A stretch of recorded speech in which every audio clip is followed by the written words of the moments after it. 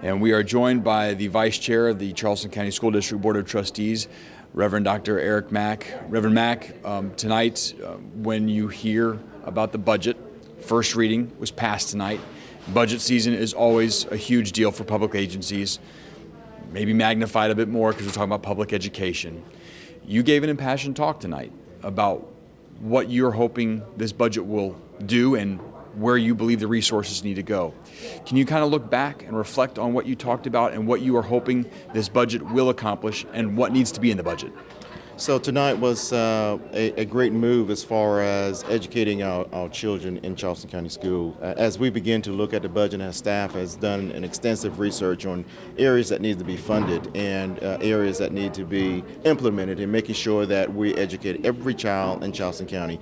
The part that I like about the budget is that staff took it down to the bare bone and said these are the programs, these are the areas we need to fully fund in order to reciprocate the academic achievements that we're trying to achieve for every student in Charleston County.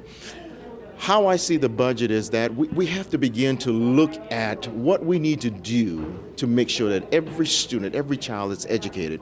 And I'll be perfectly honest with you, we have to remove ourselves from the dollar amount to say that, well, we only can do 1, 2, or 3. We have to look beyond those measures and say, these are the things that we have to do, and we have to fund it, and we have to do it. If we want positive results, then we have to take away the dollar amount, and we have to fund the resources that's needed so that teachers in our classrooms can get the resources and be able to teach our students to the level of excellency that they'll be able to achieve and master the concept. So I look at the dollar amount as very critical, but I also say that if it's a program that our expert staff that we have on that says we need to do these things, then I believe that we need to make sure that we provide the resources necessary to make it happen. So today was just the first reading of the budget, and we'll begin to scrub it even more so as we go along the line. But I believe that we've made some critical steps in implementing the first budget as we begin to look at it.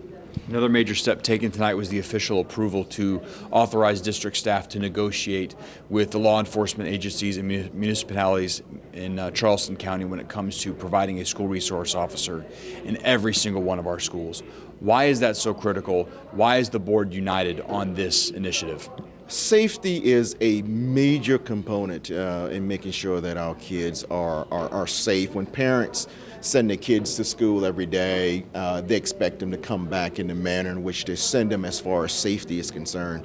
And that's one of the goals as we begin to look at the trend of different activities that have happened across the nation and with school shootings and the areas of guns being involved in our schools. We felt it very necessary in almost as quickly as possible, making sure that we get SROs into our schools to help add another layer of safety on top of what our security department is already doing and making sure that plans are revised and that schools are up to date on what the safety measures are. Those things have been revived. They're being educated on what to do in certain circumstances. So the SRO is another level of security measures, and I believe that the board is fully committed to making sure that our schools are fully safe. I believe that this will not be an issue in getting it passed as far as the budget is concerned, but we're looking beyond those measures, even with SROs, and making sure that safety is top priority in our school. I feel very confident in our security team that we have and the measures and the homework that they have done to making sure that we maximize the security levels at our school. So I'm very happy and excited about that. An important presentation tonight, not action but information, when it comes to the update of the Clemson Inclusion and Diversity Study. The group from Clemson, very talented and experienced group here, looking at diversity and inclusion in our school district. Tonight was an update about where all they've been. Can you kind of break down what you heard from them as far as the scope of their work so far and what you look forward to hearing from them in a few months from now?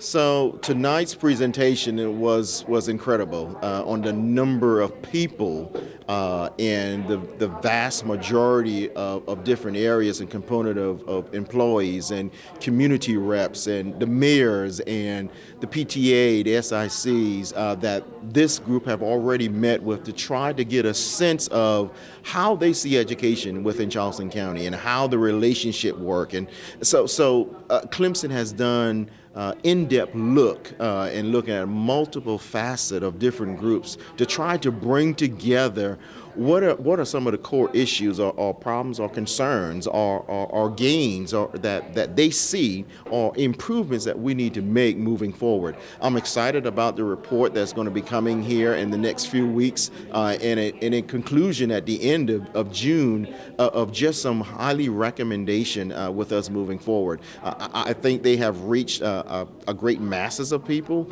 to try to get a sense of where we are as a district and how our community, how our stakeholders, how our business partners, how they see us as providing education and how that worked collaboratively together among everyone. All right, Reverend Mack, thank you for your time. Thank you.